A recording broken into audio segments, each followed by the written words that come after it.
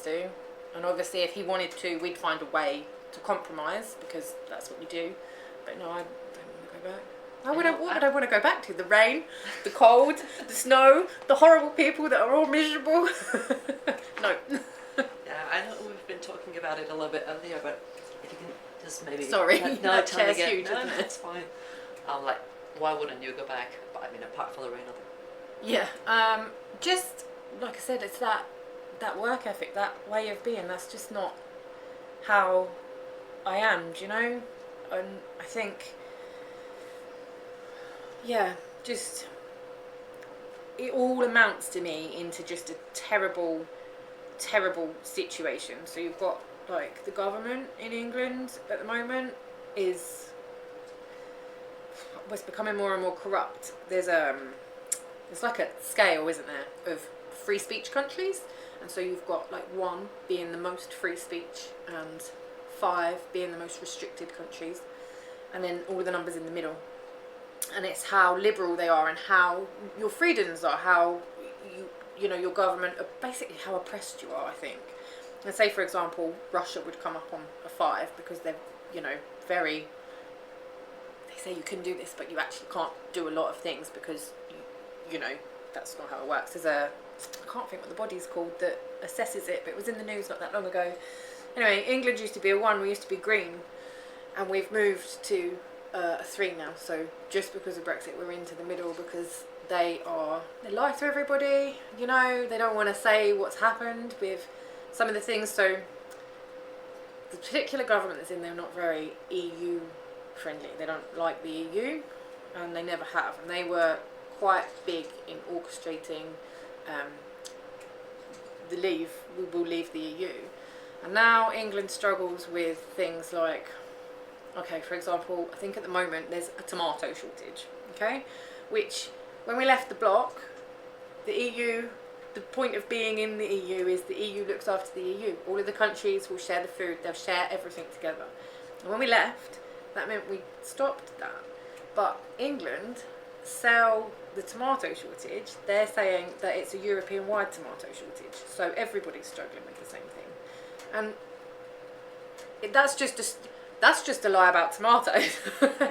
You know. And so what you're seeing is, and the press feed into it, you know, it's almost, it sounds extreme because we're talking about tomatoes, but it's almost like propaganda. Where does that start? When you start to lie, you don't say, well, actually we have these shortages now because you all made a choice to leave, and this is the consequence of your choice.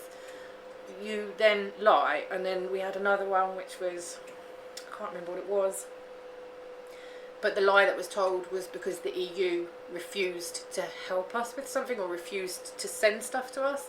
But again, the EU looked after the EU first, and you left. You've made no attempts to make a deal, you know. Anyway, I'm digressing. But the point is, how the government actually is now is not. It's not a country. You didn't notice it when you lived there, but then when you move away, you see it. Especially when you're over here and they're saying, "Oh, France have done this, France have done that," and you're like, "Hang on a minute, that's not happened." And it's, for me, not that, the work ethic, how everybody just wants to own everything all of the time, how awful people are to each other, to people that are different, how many prejudices there are. Like, it's wild. It's not a particularly nice country. Really change your life. Yeah. Going back would just be, let's not do that. So could you say since then you feel more European? How do you feel yourself towards you now? Did it change something? Or do you still feel like English in your heart and a little bit? Well, how I do you often feel? say, can we fib about being Irish to Daryl? I'm like, when In people terms ask, of can we just say we're nationality. Irish now? And he's like, no, we can't say that, they'd know. I think I've always felt European. When all of that voting and Brexit and things happened, I just felt really, why were the people given that choice? The people, and it's a difficult one because the people don't know what's best for the people always. they don't see what's going on behind the scenes, and they're lied to quite a lot. And I think it's just, yeah, I never really felt like we should have left. It felt like in England, I don't know what it's like in France, a lot of the older people vote. And these are people like Daryl's mums. They were like, oh, all the Eastern Europeans, they come, they take our jobs. Yeah, we want out. You don't even work anymore. You're retired.